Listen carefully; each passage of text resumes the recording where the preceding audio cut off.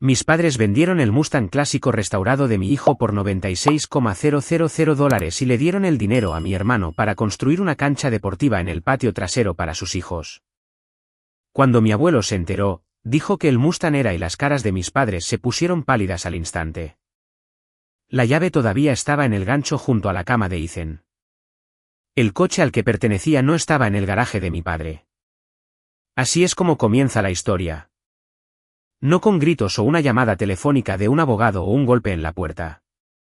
Comienza con un joven de 16 años parado en un garaje vacío con su teléfono en una mano y nada en la otra. Mirando un rectángulo de hormigón limpio rodeado de manchas de aceite donde un Mustang Mach 1 de 1971 había estado estacionado durante 6 meses. Me llamó al trabajo.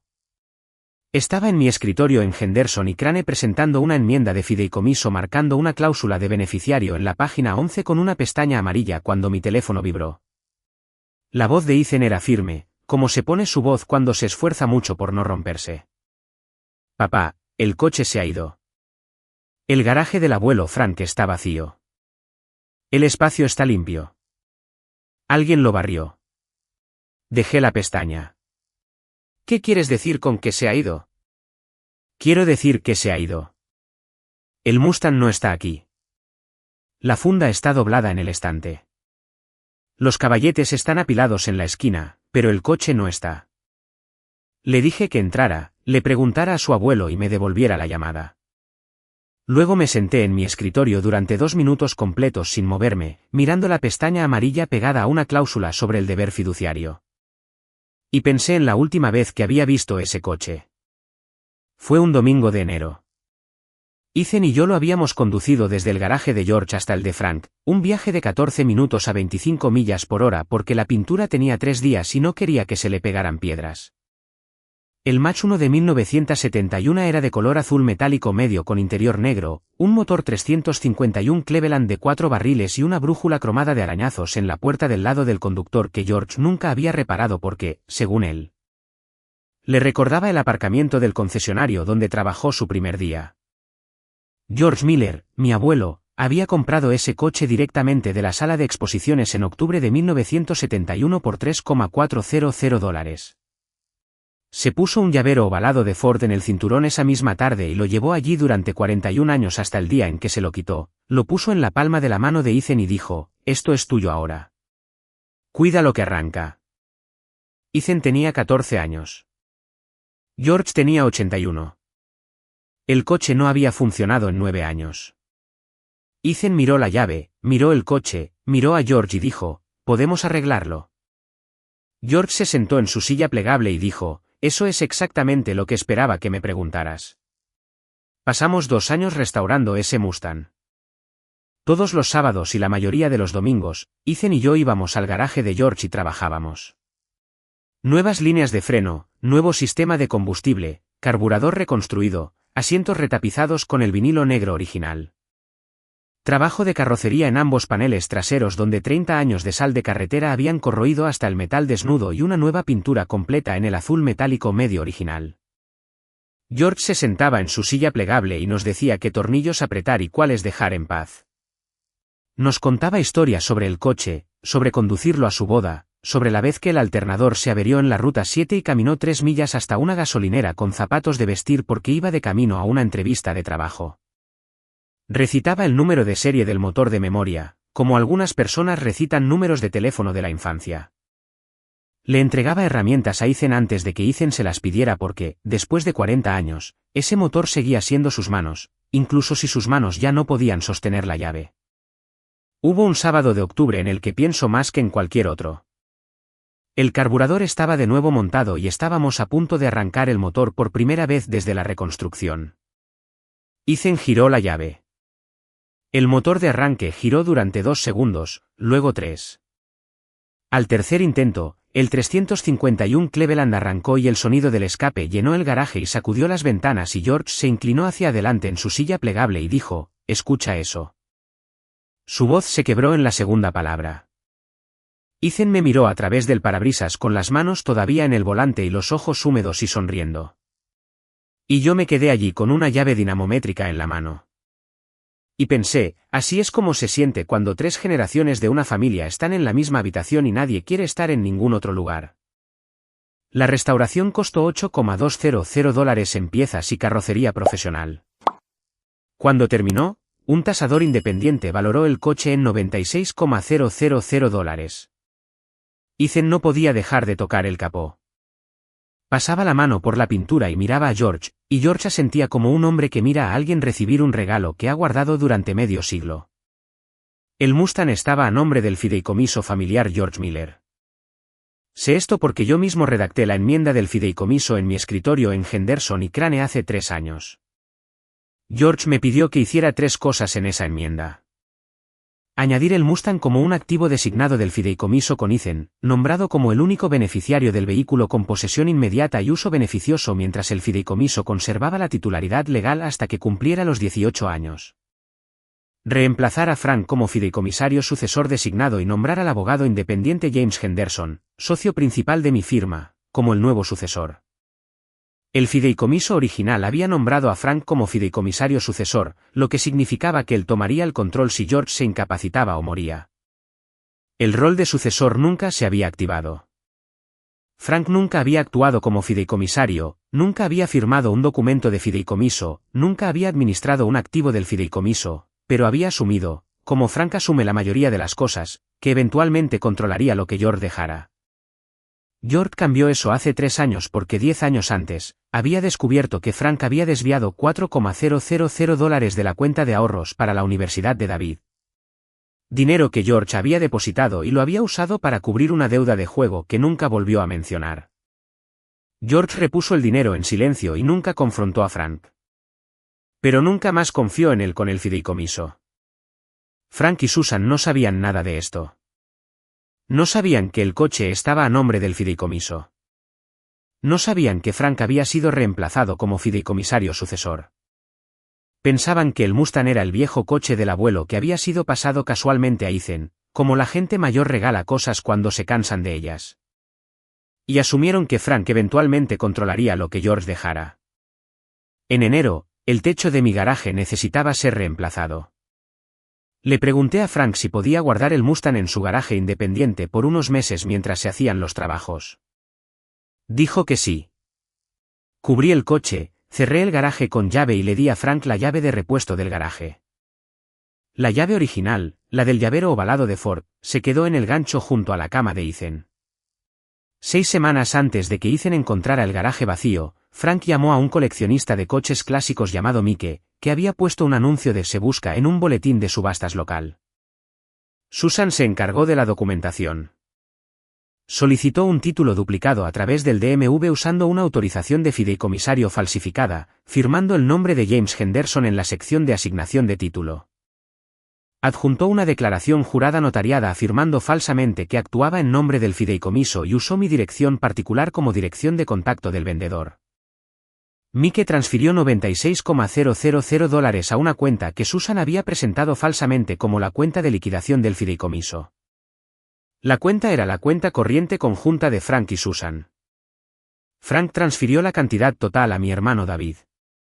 David tenía 36 años. Entrenaba baloncesto juvenil y tenía 3 hijos que practicaban deportes de viaje. Llevaba 2 años pidiéndoles dinero a nuestros padres para construir una cancha multideportiva en su patio trasero, una superficie de baloncesto y pickleball de tamaño completo con iluminación LED, drenaje y un muro de contención. El contratista cotizó $61,000. David tomó los $96,000, le pagó al contratista y puso los $35,000 restantes en su cuenta de ahorros personal. Frank y Susan no sabían lo de los $35,000. Creían que cada dólar se destinó a la cancha. Nadie me lo dijo. Nadie se lo dijo a George. Nadie se lo dijo a Ethan, quien se enteró un jueves por la tarde cuando fue en bicicleta a casa de su abuelo Frank después de la escuela para revisar la presión de los neumáticos, como lo hacía cada 2 semanas. Porque George le había enseñado que un coche que amas es un coche que mantienes incluso cuando no lo estás conduciendo. La puerta del garaje estaba abierta. Nunca estaba abierta. Ethan la subió y se quedó parado en la abertura. El espacio estaba vacío. La funda del coche estaba doblada cuidadosamente en el estante de metal contra la pared del fondo. Los caballetes estaban apilados en la esquina.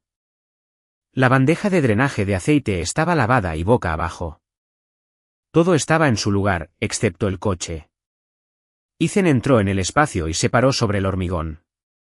Pudo ver el contorno de los neumáticos y el polvo alrededor del rectángulo limpio. Pudo oler el rastro más tenue de escape y cera y el pulidor Megiars que había usado en el borde cromado 2 semanas antes. El garaje no estaba desordenado. No había sido saqueado. Estaba limpio como una habitación está limpia cuando alguien ha quitado lo más importante y ha ordenado después para que nadie haga preguntas. Me llamó al trabajo. Luego me devolvió la llamada 20 minutos después de entrar. Su voz era diferente ahora. No temblaba, sino plana. La planitud de un joven de 16 años que acaba de aprender algo sobre su familia que ningún joven de 16 años debería tener que aprender. El abuelo dice que lo vendió. Dice que el dinero fue para el tío David para la cancha de los niños. Dice que estaba ahí sin usarse y que la familia lo necesitaba más. No dije nada durante mucho tiempo. Ethan esperó. Eso lo había aprendido de mí, la espera, la forma en que el silencio a veces dice más que la primera frase que casi dices. Vuelve a casa, le dije. Lo resolveremos. Esa noche me senté a la mesa de la cocina con una llave ovalada de Ford delante de mí. Ethan la había quitado de su gancho y la había puesto sobre la mesa entre nosotros sin decir por qué. Se sentó frente a mí con las manos planas sobre la mesa mirando la llave como se mira una fotografía de alguien que todavía está vivo pero que, de todos modos, has perdido. La llave estaba caliente por su mano. El óvalo estaba rayado por 55 años de cinturones y bolsillos y de caerse sobre el hormigón y de ser recogida de nuevo. Era el tipo de objeto que deja de significar lo que es y empieza a significar quien lo sostuvo. Simplemente lo vendió, dijo Ethan. No una pregunta. Una frase que intentaba hacer real al decirla en voz alta. Sí, sin preguntar. Sí. Ethan recogió la llave y la giró entre sus dedos. El abuelo George me dijo que esta llave inició toda su vida. Dijo que el día que compró el coche fue el día en que se sintió como un hombre. Dijo que quería que yo tuviera esa sensación. Dejó la llave. Supongo que el abuelo Frank quería que los hijos del tío David la tuvieran en su lugar. No lo corregí. No se equivocaba. 2 días después, David publicó una foto en el chat familiar del grupo. La cancha deportiva estaba medio construida, enmarcada con madera tratada a presión y con una losa de hormigón vertiéndose. La había subtitulado, La cancha va tomando forma. 61.000 bien invertidos. Los niños se van a volver locos. Tenía la intención de enviarla a su propio grupo de amigos. La envió al hilo familiar en su lugar. Vi el número 61.000. El coche se vendió por 96. 35.000 estaban sin contabilizar. Y ya sabía en mi interior exactamente dónde había ido. Llamé a mi padre el domingo por la mañana. Cogió el teléfono al primer timbrazo, lo que significaba que había estado esperando la llamada. Papá, ¿dónde está el Mustang? Lo vendimos, dijo Frank. Su voz era plana, ensayada, la voz de un hombre que había practicado esta conversación en su cabeza y había decidido que tenía razón antes de que la primera palabra saliera de su boca. Estuvo en mi garaje acumulando polvo durante 5 meses. Tu hijo viene 2 veces al mes a limpiar el capó. Los hijos de David necesitaban una cancha. El dinero se utilizó bien. Vendiste un coche que no te pertenecía. Estaba en mi garaje. Estaba a mi cuidado. Tomé una decisión por la familia. Tomaste una decisión por David. Él no respondió a eso. Oí a Susan de fondo diciendo algo sobre ser razonable. Casi conduzco a su casa esa noche. La llave estaba en la mesa y las llaves de mi coche estaban en mi mano y yo estaba parado en el umbral de la cocina a las 11:30 con cada frase que quería decir alineada en mi pecho como balas en un cargador. Pero lo que me detuvo fue el llavero ovalado de Ford atrapando la luz de la campana de la estufa y el recuerdo de George colocándolo en la palma de la mano de Ethan y diciendo, cuida lo que empieza. No iba a empezar con ira. Iba a empezar como George me había enseñado, con el papeleo. El siguiente domingo, fui a casa de mis padres solo. Frank estaba en la sala de estar en el sillón reclinable en el que había estado sentado todas las noches desde que se jubiló del puesto de supervisor de ruta hace 4 años. Susan estaba secando platos en la cocina, visible a través del pasaplatos. La casa olía a café y a algo frito y al tenue olor mineral de la alfombra vieja. Me senté frente a mi padre en la silla en la que me había sentado cada día de acción de gracias de mi vida. La que tenía el reposabrazos bajo que siempre me hacía sentir como un invitado. Quiero entender qué pasó, dije. Frank se recostó. Cruzó una pierna sobre la otra y me miró como siempre me había mirado. La forma en que miras a un niño que hace una pregunta que ya has decidido que no merece una respuesta completa.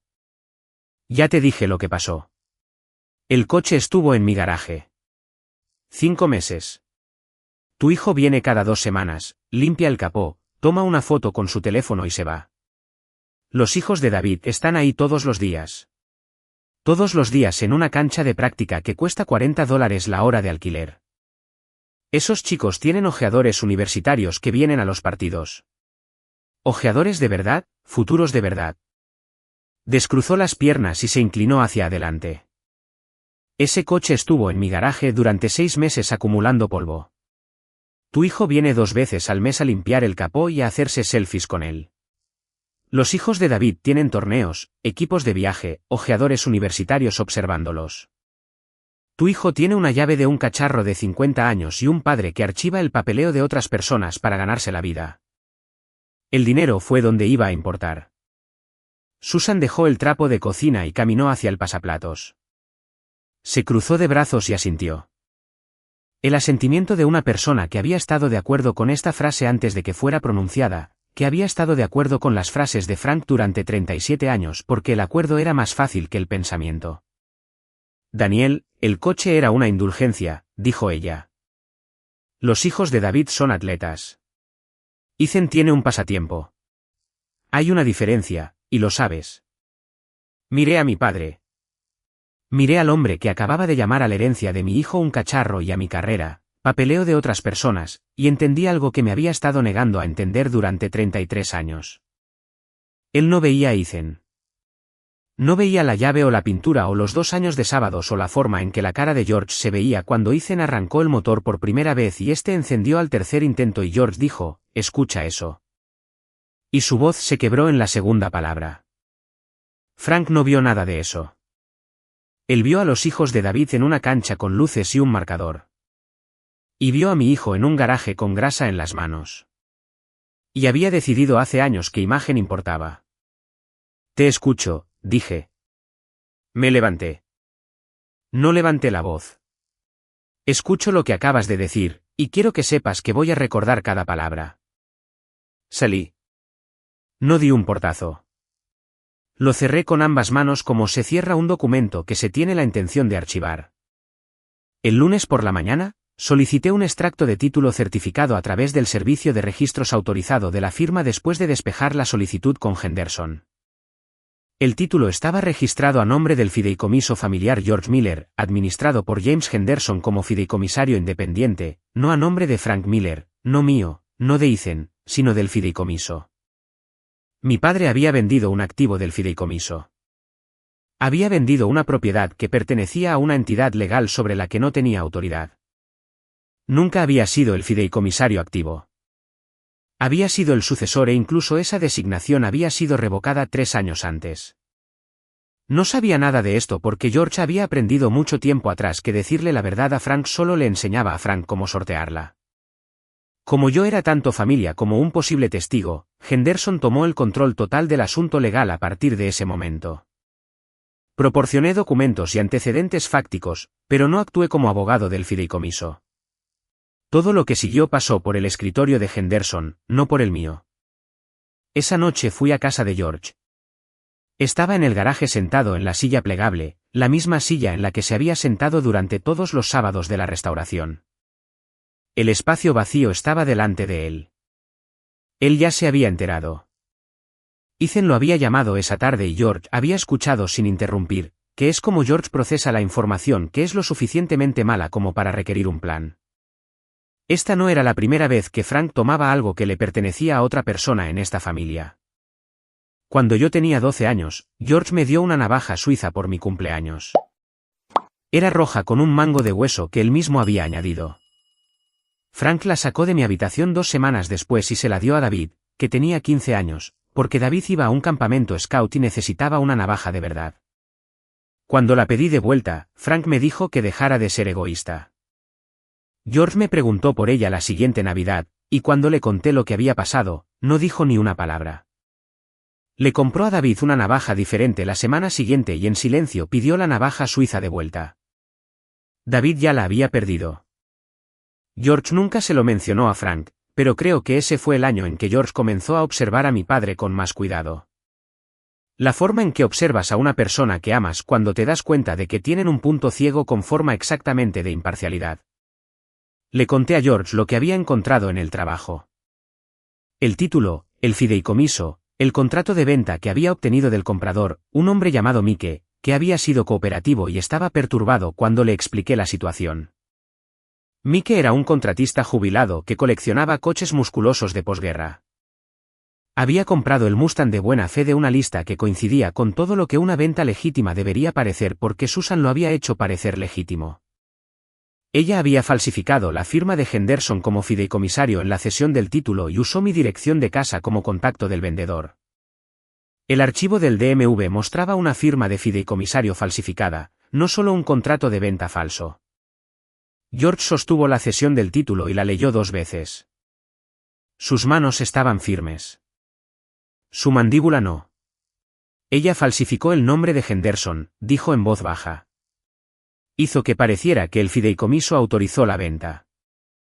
Sí. Y Frank le dio el dinero a David. 96,000, pero la cancha deportiva costó 61. David puso 35,000 en sus propios ahorros. Frank y Susan no saben la diferencia. Hice una pausa y encontré algo más. Henderson obtuvo los registros telefónicos de Frank como parte de la investigación del fideicomiso.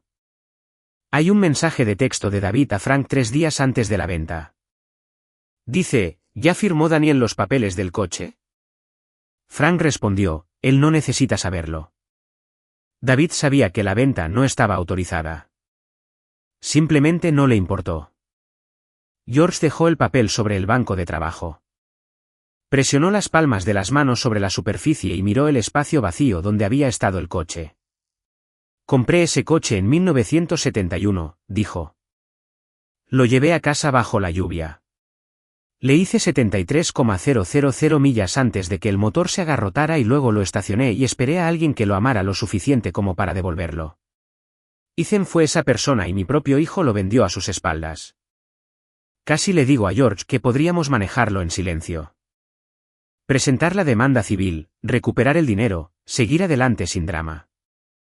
Pero lo que me detuvo fue el fideicomiso que estaba en mi maletín, el que yo mismo había redactado, el que nombraba a Ethan como el único beneficiario de ese vehículo, y la cláusula de recuperación que había escrito en la enmienda a petición de George. Que requería una acción inmediata contra cualquiera que transfiriera o dispusiera de activos del fideicomiso sin la autorización escrita del fideicomisario independiente. George no había escrito esa cláusula para castigar a nadie. La había escrito porque esperaba que nadie la activara jamás. Frank la había activado en 6 semanas. George me miró. Invítalos a cenar el domingo. A todos. Frank, Susan, David, Emily.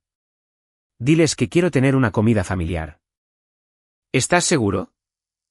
He estado seguro durante 3 años.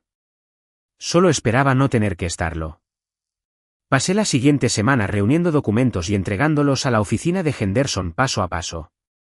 El extracto de título del DMV, la escritura de fideicomiso, la copia certificada de la cesión de título falsificada de Mike. Henderson revisó todo y tomó el control total. Levantó la firma falsificada del fideicomisario en su pantalla y la miró durante mucho tiempo. Esto es apropiación indebida criminal y falsificación de un instrumento fiduciario, dijo. Me encargaré de la recuperación civil y de la remisión penal. Tú ocúpate del lado familiar. Le pedí que retuviera la remisión penal hasta después de la cena de George. Él estuvo de acuerdo. Me puse en contacto directamente con Mike. Él tenía el coche en su garaje con control climático. Cuando le expliqué la cesión de título falsificada, se quedó en silencio durante mucho tiempo. Luego dijo, compré ese coche de buena fe. Si el título fue falsificado, no quiero tener parte en esto. Mike firmó un acuerdo de entrega voluntaria con Henderson, devolviendo el Mustang al fideicomiso inmediatamente. Su pérdida de $96,000 fue incluida en la demanda de restitución civil del fideicomiso contra Frank y Susan, para que un comprador inocente no se viera perjudicado por su fraude. Emily me llamó el jueves por la noche. La esposa de David hablaba en voz baja, como habla la gente cuando está en una habitación donde las paredes han empezado a sentir que escuchan. Encontré algo en nuestra cuenta de ahorros, dijo. David depositó $35,000 el 15 de abril. Me dijo que era un bono de la Liga de Entrenadores, pero él no recibe bonos. La Liga le paga un estipendio de $600 al mes.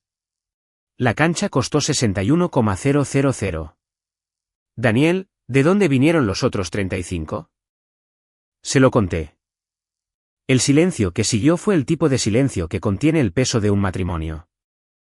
Estaré en la cena el domingo, dijo. El siguiente domingo, el comedor de George estaba preparado para 8 personas. George había sacado los platos buenos, los de borde azul que su esposa había elegido antes de morir, los que solo usaba para Acción de Gracias y Navidad. La mesa estaba puesta con servilletas de tela. Un asado de olla estaba en el centro, la misma receta que George había estado preparando cada domingo desde antes de que yo naciera, la que aprendió de su esposa y nunca cambió, porque cambiarla habría sido como editar una carta de alguien que ya no estaba. George se sentó a la cabecera, yo a su derecha, Ethan a mi lado con una camisa con cuello que no le había pedido que se pusiera. Se la había puesto él mismo. Frank y Susan llegaron a las 16. Frank entró como entra Frank en cada habitación, como si esperara ser el primero en sentarse. Susan llevaba una botella de vino que nadie le había pedido que trajera. David llegó 5 minutos después, solo. Emily llegó por separado con la mandíbula tensa y el bolso colgado al hombro como una mujer que entra a una cita que ya ha decidido no cancelar. Al final de la mesa, el vecino de George, el juez Miller, un juez de condado jubilado que había sido amigo de George durante 30 años. George le había pedido que asistiera como testigo en un asunto familiar. El juez Miller se había puesto un blazer. No trajo nada. No necesitaba nada. Su presencia era la declaración. La comida transcurrió en silencio. Frank comía en silencio, masticando con la lentitud deliberada de alguien que sospecha que la conversación después de la comida no será agradable. Susan hablaba trivialidades sobre el clima y una oferta en el centro de jardinería. David hablaba del campamento de baloncesto de su hijo mayor, de un reclutador que había pedido vídeos de partidos, de la nueva superficie de la cancha y de lo mucho mejor que botaba la pelota. Emily no miraba a David. Ethan ayudaba a George a llevar los platos de servir. Rellenaba los vasos de agua sin que se lo pidieran. Cuando los platos fueron retirados, George se puso de pie. Tenía 83 años, y se puso de pie como se ponen de pie los hombres de 83 años cuando tienen algo que decir que han estado cargando por más tiempo del que la mayoría de la gente ha vivido. Lentamente, con una mano sobre la mesa para mantener el equilibrio, y completamente erguido, la habitación lo notó. Frank dejó de masticar. Las manos de Susan se quedaron inmóviles sobre la mesa. David levantó la vista de su teléfono por primera vez desde que se sentó. Necesito decir algo a esta familia, dijo George. Frank dejó su servilleta. Las manos de Susan se quedaron quietas sobre la mesa. En 1971, entré en el concesionario Henderson Ford y compré un Mustang Mach 1 por $3,400. Lo llevé a casa bajo la lluvia. Le hice 73,000 millas. Lo estacioné cuando el motor se averió y esperé. Hace 2 años, le di ese coche a mi bisnieto, Ethan, porque fue la primera persona de esta familia que lo miró y vio lo que yo vi. No un coche, sino algo que valía la pena cuidar. Hizo una pausa. Miró a Frank. Hace 6 semanas, vendiste ese coche. Lo vendiste por $96,000 y le diste el dinero a David para construir una cancha de baloncesto. No me preguntaste. No me lo dijiste. No se lo dijiste a Daniel. No se lo dijiste a Ethan.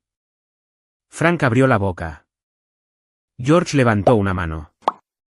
No rápido, no enojado, solo la forma en que un hombre levanta la mano cuando no ha terminado. El Mustang estaba a nombre de mi fideicomiso. Ha sido propiedad del fideicomiso durante 3 años. Ethan es el beneficiario nombrado. Tú no eras el fideicomisario. Fuiste destituido como fideicomisario hace 3 años porque descubrí que tomaste $4,000 de los ahorros universitarios de David para cubrir una deuda de juego que pensabas que yo no sabía. La cara de Frank cambió. El color no se desvaneció lentamente. Se fue de golpe, como si alguien hubiera tirado de un tapón debajo de la piel. Su boca permaneció abierta, pero no salió nada. Las manos de Susan se agarraron al borde de la mesa y sus ojos se movieron a George y luego a mí y luego de vuelta a George. Calculando, recalculando, llegando a un número que no cuadraba. Usted vendió propiedad del fideicomiso sin autorización, continuó George. Susan falsificó la firma del fideicomisario en la cesión del título y presentó una declaración jurada falsa ante el DMV. El fideicomisario independiente ha revisado todo. Su evaluación es que esto constituye apropiación indebida criminal de los activos del fideicomiso y falsificación de un instrumento fiduciario. La palabra falsificación golpeó la mesa como un vaso caído. Susan se llevó las manos al regazo. David se movió en su asiento. Emily estaba observando a David. La forma en que una persona observa a alguien de quien ya ha decidido algo. Me acerqué a la carpeta junto a mi silla y coloqué 3 documentos sobre la mesa, el extracto de título del DMV que mostraba la propiedad del fideicomiso, la cesión de título falsificada con el nombre de Henderson escrito por Susan. Y la escritura de fideicomiso con la cláusula de recuperación que exigía una acción inmediata contra la disposición no autorizada de activos del fideicomiso. El juez Miller, el juez jubilado al final de la mesa, se inclinó ligeramente para leer la escritura de fideicomiso. No la tomó. No necesitaba hacerlo. Leyó la cláusula relevante desde su asiento y luego se recostó y cruzó las manos y miró a Frank con la expresión de un hombre que ha visto este mismo momento en declaraciones 100 veces y nunca ha visto que termine bien para la persona del otro lado. Usted llamó cacharro al coche de mi hijo, le dije. Usted dijo que el dinero fue donde iba a importar. Así que déjeme decirle a dónde fue en realidad. Miré a David. La cancha costó $61,000. Usted depositó $35,000 en sus ahorros personales el 15 de abril y le dijo a Emily que era un bono de la liga. La mandíbula de Emily se tensó. Las manos de David se fueron debajo de la mesa. Ustedes robaron un coche de un niño de 16 años, dije. Ustedes falsificaron una factura de venta para que pareciera que yo lo vendí. Le dieron el dinero a su hijo mayor, que desvió $35,000 y le mintió a su propia esposa sobre de dónde venía. Hicieron todo eso mientras yo pagaba el trabajo de restauración de Ethan con mi propio salario, $63 a la semana en dinero para piezas que ponía en un sobre cada viernes porque mi hijo estaba construyendo algo con su bisabuelo y no iba a dejar que el dinero fuera la razón para que se detuviera.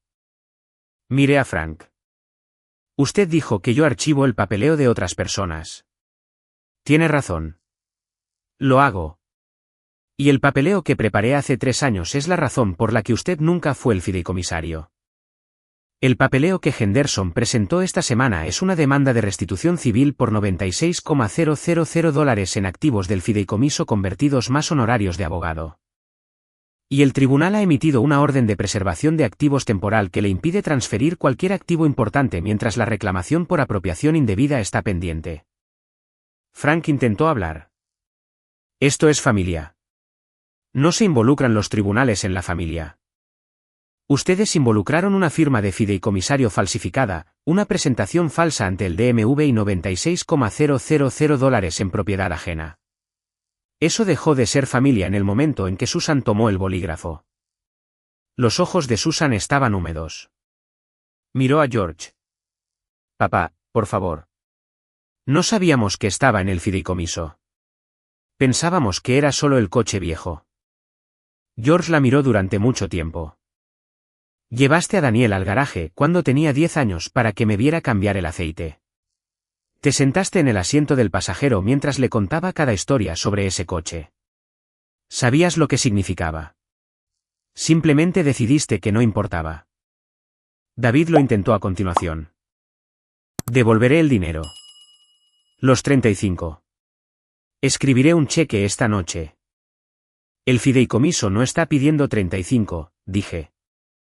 El fideicomiso está pidiendo $96,000 en restitución más los honorarios de abogado de Henderson. El tribunal ya ha emitido una orden de preservación de activos. No puedes vender tu casa, tu camioneta o cualquier otra cosa hasta que esto se resuelva, y el fideicomisario está preparando una remisión penal por apropiación indebida y falsificación. Las manos de Frank estaban planas sobre la mesa. Su respiración se había vuelto superficial. Una vena en su sien izquierda palpitaba visiblemente. Miró al juez Miller, el juez jubilado, que estaba sentado al final de la mesa con las manos cruzadas, observando todo con la expresión de un hombre que ha pasado 40 años en los tribunales y ha visto esta misma escena desarrollarse en declaraciones 100 veces. El juez Miller no dijo nada. No necesitaba hacerlo. Su presencia era la declaración. Usted llamó a mi hijo un mecánico de poca monta con una llave de un cacharro. Usted dijo que los hijos de David tienen futuro y el mío tiene un pasatiempo. Permítame hablarle del pasatiempo de mi hijo. Ethan reconstruyó un carburador de 4 barriles a los 15 años. Retapizó un asiento de banco usando un tutorial de YouTube y una máquina de coser que pidió prestada a Carol, la vecina. Lijó masilla de carrocería durante 3 fines de semana seguidos hasta que los paneles traseros estuvieron lo suficientemente lisos como para retener la pintura. Y lo hizo todo sentado junto a un hombre que le enseñó que las cosas que valen la pena conservar son las que se cuidan con las manos. Miré a mi padre. Ethan conservó esa llave porque el abuelo le dijo que empieza todo lo que vale la pena conservar. Usted vendió lo único a lo que le servía. La habitación se detuvo. El reloj de la repisa marcaba los segundos. George se sentó lentamente. Ethan, que no había hablado durante toda la cena, metió la mano en el bolsillo y puso el llavero ovalado de Ford sobre la mesa delante de George. George lo miró. Lo recogió. Cerró los dedos alrededor de él y lo sostuvo contra su pecho. Esta es la última comida, dije. El último domingo. La última vez que me siento en esta mesa con personas que robarían a un niño y lo llamarían una decisión familiar. Si quieren hablar conmigo, pueden hablar con el fideicomisario. Frank me llamó la noche siguiente. Su voz era diferente. No ensayada esta vez. Despojada. Yo te crié, Daniel. Pagué tus almuerzos. Te llevé a todos los partidos de béisbol. ¿Vas a dejar que tu abuelo les quite todo a tus propios padres por un coche? Casi sentí algo. Casi. Pero lo que me detuvo fue el llavero ovalado de Ford sobre la mesa de mi cocina y la imagen de Ethan parado en un garaje vacío mirando un rectángulo de hormigón limpio donde solía estar lo único que su bisabuelo le había dado. Usted me crió, papá, dije. Y lo primero que me enseñó fue que algunas personas tomarán lo que no es suyo y lo llamarán familia. Colgué. Las consecuencias llegaron en secuencia, cada pieza más pesada que la anterior. Un martes, 3 semanas después de la cena, la demanda de restitución civil llegó a casa de Frank y Susan por correo certificado. El fideicomiso reclamaba $96,000 más los honorarios de abogado de Henderson, que ya habían alcanzado los $4,200 y seguían subiendo. Frank no tenía $96,000. Le había dado cada centavo a David. David había gastado $61,000 en hormigón y luces LED que no podían desinstalarse, y los $35,000 restantes ahora estaban congelados. Emily había entregado al banco y al fideicomisario copias del registro de depósito, y Henderson había obtenido una orden de preservación temporal, impidiendo que cualquiera moviera los fondos mientras se procesaba el seguimiento de los ingresos robados. Frank se sentó a la mesa de la cocina con una calculadora y un bloc de notas amarillo, y escribió números que no sumaban. Llamó a David. David no contestó. Lo intentó de nuevo. Buzón de voz. Llamó una tercera vez.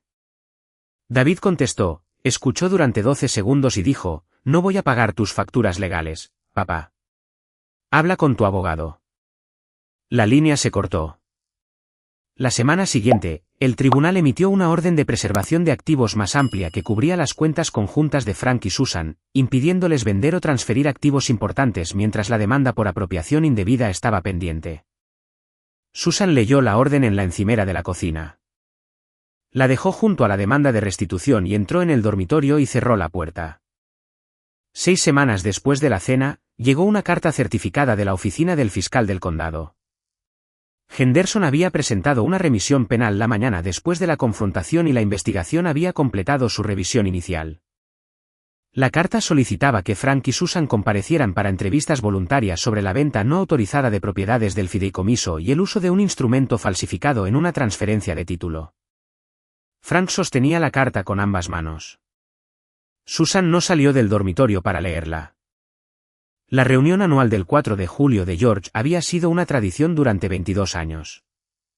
Perritos calientes en la parrilla, herraduras en el patio lateral, la ensalada de patata de George que hacía con una receta que se negaba a compartir con nadie excepto con Ethan, quien se la había ganado memorizando el tiempo de ebullición de los huevos sin que se lo dijeran.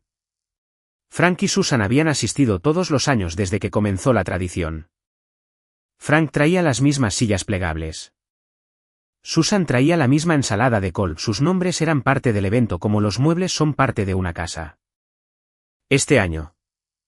George llamó a Frank el 28 de junio y le dijo que la reunión sería más pequeña este año, solo unas pocas personas. No fue más pequeña. Daniel y Ethan estaban allí. Emily trajo a los 3 hijos de David sin David porque Emily había dejado de explicar la ausencia de David y simplemente aparecía donde era bienvenida. El juez Miller vino. 2 vecinos de la manzana de George vinieron. El barbero de George, un hombre llamado Robert, que había estado cortando el pelo a George durante 18 años, vino con su esposa. 18 personas en el patio trasero de George, comiendo perritos calientes y lanzando herraduras bajo una guirnalda de luces que Ethan había colgado desde el garaje hasta el poste de la valla mientras Frank se sentaba en su propia cocina a 6 millas de distancia y miraba el reloj. Pasó por la casa de George a las 4 de la tarde. Susan le dijo que no lo hiciera. Él condujo de todos modos. Redujo la velocidad al final de la manzana y miró por el parabrisas el camino de entrada lleno de coches, las mesas plegables en el césped, el humo que salía de la parrilla, el sonido de la gente riendo. Vio a Ethan lanzando una herradura y vio a George sentado en una silla de jardín aplaudiendo cuando sonó la estaca. Frank pisó el acelerador y siguió conduciendo. No regresó. A finales de julio, el hijo mayor de David, de 13 años, regresó a casa después de un fin de semana en casa de George y se sentó al borde de la cancha deportiva que se había construido con dinero de un coche robado. Miró la canasta de baloncesto con el aro de LED y la superficie de hormigón fresco y el muro de contención que corría a lo largo de la línea de la propiedad. Su madre estaba parada en la ventana de la cocina. Mamá, dijo. ¿Podemos devolver la cancha para que Ethan recupere su coche? Emily se llevó la mano a la boca. No respondió. Se apartó de la ventana y se quedó en la cocina durante mucho tiempo. El último domingo de julio, conduje a casa de George con 2 tazas de café del lugar en la ruta 4 que las hace como le gustan a George, lo suficientemente fuertes como para que la cuchara casi se quede de pie. Ethan ya estaba allí. Había ido en bicicleta a las 7 de la mañana y estaba sentado en el banco de trabajo del garaje, con las piernas colgando como habían colgado durante todos los sábados de la restauración, leyendo en su teléfono un anuncio de un Camaro RS de 1969 en estado de Barnfine, a 2 horas al norte. Con un precio de venta de $8,000. George estaba en su silla plegable. Había instalado un nuevo gancho en el tablero perforado sobre el banco de trabajo. Un simple gancho de acero atornillado en la madera prensada entre el organizador de enchufes y el cable de la luz de trabajo. En el gancho estaba el llavero ovalado de Ford con la llave de encendido original de 1971. Al lado, en un simple marco negro del tamaño de un libro de bolsillo, estaba el recibo de entrega original del concesionario Henderson Ford con fecha del 14 de octubre de 1971. George lo había guardado en su caja de seguridad durante 55 años. Lo había enmarcado la semana después de la cena. El espacio vacío seguía vacío. La mancha de aceite en el hormigón todavía tenía la forma del coche, pero el coche iba a volver. Mick había firmado el acuerdo de entrega. El DMV había puesto una retención por fraude en el título duplicado y estaba reemitiendo el título de fideicomiso certificado. El Mustang sería transportado de regreso a este garaje en el plazo de un mes y Henderson ya había presentado el papeleo para restaurar la matriculación original. No era esperanza. Eran documentos. Y los documentos no mienten cuando se presentan correctamente. Yo estaba en el umbral con el café en la mano. George miró a Ethan y Ethan levantó la vista del anuncio del Camaro y el garaje olía a hormigón viejo y aceite de motor y al fantasma de la pintura azul metálico medio. Ese tiene un motor de 6 cilindros en línea, dijo George, asintiendo hacia el teléfono. ¿Querrás el quinto 8? Ethan sonrió. Lo sé, abuelo, pero este es más barato. Más barato no es lo mismo que mejor. Siempre dices eso porque siempre es verdad. Me apoyé en el marco de la puerta y los observé. La llave estaba en el gancho. El recibo estaba en la pared. La silla estaba en su sitio. 3 cosas en su lugar, manteniendo la forma de algo que el resto de la familia había intentado quitar y no pudo. En algún lugar a 6 millas de distancia, una mesa de cocina contenía una demanda de restitución y una orden de preservación de activos y una carta de entrevista del fiscal del distrito y un bloc de notas amarillo lleno de números que no sumaban. Un garaje tenía un rectángulo de hormigón limpio y nada más. Un teléfono estaba boca arriba sin mensajes nuevos de un grupo de póker que había dejado de llamar hacía 3 semanas. Pero aquí, en este garaje, un domingo por la mañana de julio, un niño y su bisabuelo discutían sobre motores como habían estado discutiendo sobre motores durante 2 años. Como esperaba que siguieran discutiendo sobre motores durante tantos años como les quedaran juntos. Y la llave en el gancho no era solo una llave de un coche. Era una llave de cada sábado por la mañana en la que Frank nunca se había sentado. De cada tornillo que George había señalado. De cada historia que comenzó en 1971 y terminó con las manos de Ethan aprendiendo lo que importaba. La llave apuntaba hacia adelante de la misma manera que siempre lo había hecho, hacia todo lo que aún valía la pena empezar.